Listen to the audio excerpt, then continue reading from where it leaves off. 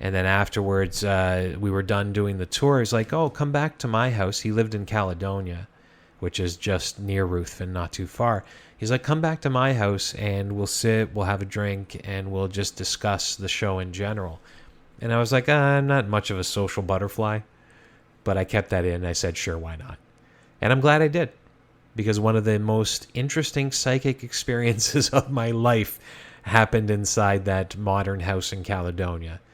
So we go there, we're standing in the kitchen, I have a Coca-Cola, and Jim is standing to my left, leaning against the counter, and the producer and his wife, and I think there was a second guy, I don't know if he was another producer, we were all just kind of standing there chatting, and there was a bit of a lull in the conversation, and Jim turns and looks at me. Psychic Jim Hunt turns and looks at me and says, do you know Lily? And I was like, no, I don't know what you're talking about. But that was just my reaction. I didn't actually think about it because I was like, in the moment, I didn't like being the center of attention in that situation. I was kind of happy just kind of blending into the countertop there. But he says, do you know Lily? And my first reaction is, no, I have no idea what you're talking about. But then I thought about it. Didn't realize it. Then it hit me. And I do know who Lily is. When I was a child, growing up in the East End of Hamilton, our neighbor, Lily, was kind of like my adoptive grandmother. She was this wonderful, kind Polish woman. We loved her. Whenever my parents had to do something or go somewhere, she always watched my brother and me.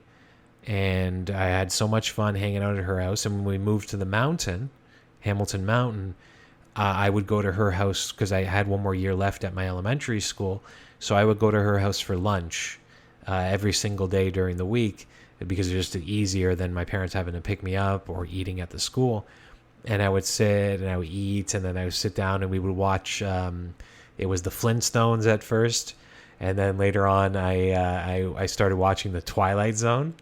And that just shows I'm doing the right thing today because I loved the original black and white Twilight Zone. I would watch it every time at lunch. And then the Flintstones was a distant memory for me.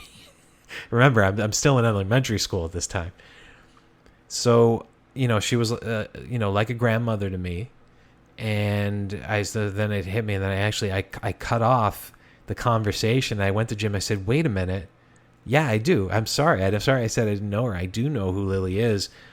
And that's when he said, she used to see your twin.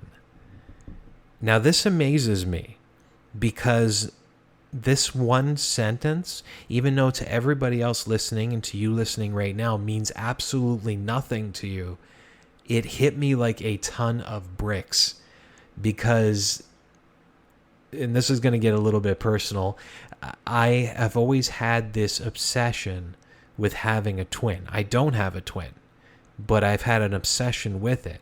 And when I was a little kid growing up, I would, hear about twins. I would see twins on TV, and I just assumed everybody in the world wanted a twin. So I told this to people at times, how much do you want a twin? And they'd be like, I don't want a twin. I'm happy being the only version of me. And I was like, not me. I would love to have a twin. And I didn't realize why. I had no understanding why everybody didn't want to have a twin.